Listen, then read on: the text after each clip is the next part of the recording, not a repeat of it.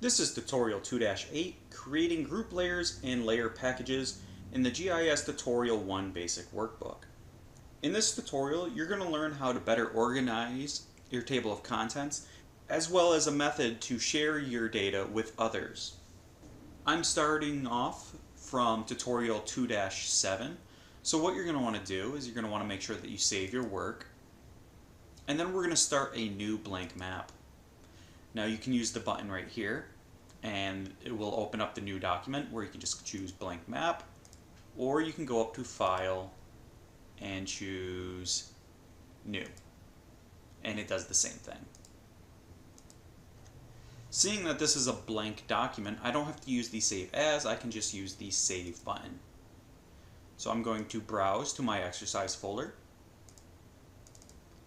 in Chapter 2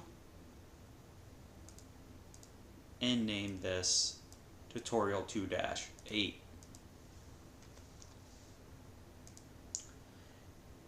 In the table of contents, we're going to right click and choose New Group Layer. We're going to right click our group layer and go to Properties, and we're going to give it a better name. So you're going to call it NYC Fire. So why would we use group layers? Well, it's a really useful way of grouping similar features together, especially if your map is focusing on multiple themes. And in the description, we're going to fill out New York City, firehouse, and population. We're going to click the Group tab, and this will allow us to add our layers to it. So I can just click Add. And you're going to want to browse to the data folder and go into the New York City geodatabase. And you're going to hold down the Control button and you're going to select multiple features. You're going to select boroughs, facilities, fire companies, water, and when all four are selected, you can just click Add. Now, you'll notice that the order is not based on how we added them. It's based on points, and the bottom three are all polygons. So what they want us to do is click on Borough and bring it all the way up to the top. Then they want us to click on Water and bring it all the way down to the bottom. And then click OK. Now, one of the nice things about using a group layer is you can quickly turn off multiple layers by just checking one box, rather than going in and having to check multiple. Open up the properties for boroughs by double-clicking it, and go to the Symbology tab. And you're going to choose Hollow, but rather than use 0.4, we're going to use 1.5. Click OK, and go to the Labels tab. Then we're going to check the box so that our features are labeled. We're going to hit Symbol, Edit Symbol, and we're going to create a halo. So we're going to go to Mask, choose Halo, and they just want us to use the default settings. So we're going to click OK, OK, and then OK again. We're going to open up the properties for facilities now. You're going to click on the Definition Query tab, and you're going to use the Query Builder. Our query is going to be Facility T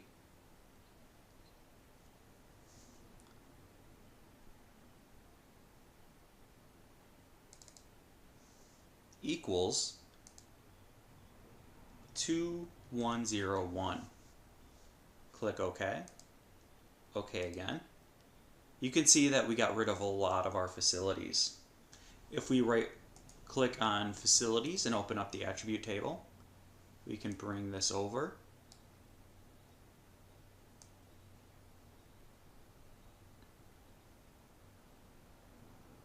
And you can see that these are all New York City firehouses.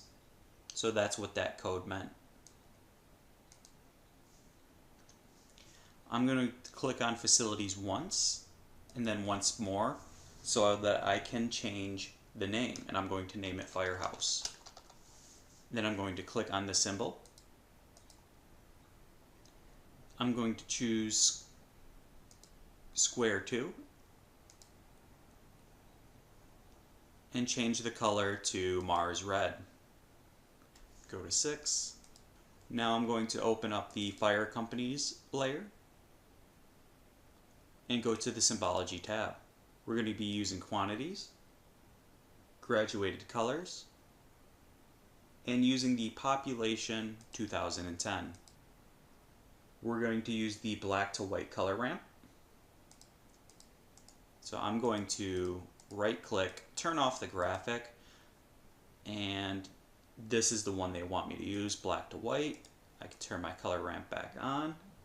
They then want us to click on symbol and flip symbols. This is changing it from black to white to black, which we could have selected down here at the bottom. But it is good to know that you can flip symbols in a color ramp. We're going to change the classification from natural breaks to quantile, and we're going to keep it at 5 classes, so we're just going to click OK. Click on labels. We're going to format our labels just so that they're showing the thousand separator. Click OK. Now open up the properties window for water, and in the symbology tab we're going to choose a single symbol of blue with no outline, which is this one right here, and then you can click OK. This is one of the nice things about having the preset colors for some features. They have some that are very often used for things like water, fields, and other categories, which makes finding a symbol for them very quick and easy. So the Your Turn now wants us to create another layer group called New York City Police. So we're going to go up to Layers and right click and New Group Layer. We're going to open up the properties, go to General, and type in NYC Police. Then we're going to give the description of New York City Police precincts and population. We can then click on the Group tab, click Add. Then we're going to click Boroughs, Facilities, Police Precincts, and Water. Then we're going to click Add. And just like we did for the other one, we're going to want to have boroughs up at the top, water at the very bottom, and facilities and police precincts can stay where they are. Going to turn off my New York City Fire and collapse it. And that's another nice thing about group layers. You can collapse a large number of features very quickly. Now we're going to take a quick shortcut on symbolizing some of this stuff. So for water, you're going to open up the properties for it. I'm going to just click on Import and choose Water. Click OK. And now it's the same as the New York City Fire. I'm going to do the same thing with boroughs. Import. And seeing that boroughs is at the top, it's in alphabetical order. I don't have to really use the drop-down menu. Click OK. For police precincts, we're going to use the same symbology as fire companies. We're going to use the same field. Click OK. I'm just going to click on Classify. Okay. For this one, I am going to change the classification type just to go to Manual, and then I'm going to hit Quantile, and that's changed the values. Click OK. We still have our thousand separator, but now no values are being withheld. So I'm going to click OK. If we go into Firehouse, I can right click and copy the definition query that we had in here. I can open up the properties for facilities and paste it and just change the number from 2101 to 2001. Click OK. And they want police different. So we're going to click on the symbol. We're going to make it a circle too. A blue of our choice. I'm going to choose this one right here. And a symbol size of 6. Then I'm going to click OK. I don't like that. It's a little bit difficult to see. Maybe a lighter blue.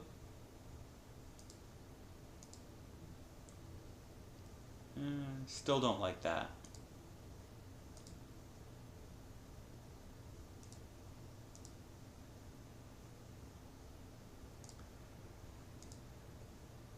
I'm going to make it a yellow. Maybe an orange.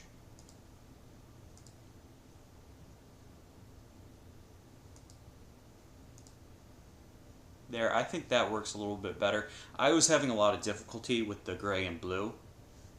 Then we're going to change facilities to police stations.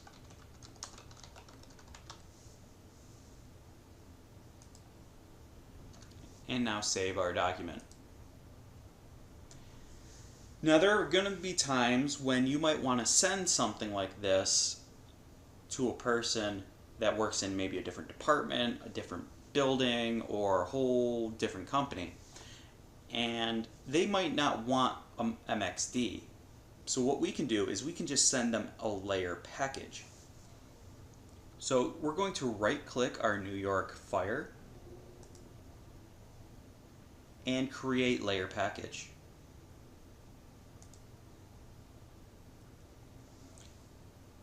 Make sure the save package to file is chosen. You can upload this package to an ArcGIS Online account, but with saving it to a file, you can email it directly to someone, you can send it to them on a CD or a thumb drive. We're going to save this to our chapter 2, and as you can see, it already has the pathway there, giving it the name of New York City Fire. But if you wanted to save this somewhere else, maybe you would have a folder for exported layer packages or other files, you might want to browse to there. But we're going to stick with this. Click Item Description. And for the summary, you're going to call it NYC Firehouse Houses and Population. We're going to give it a tag of NYC _ fire. Now these are required, and this is more likely due to the fact of uploading things to ArcGIS Online. And now we're going to click Share.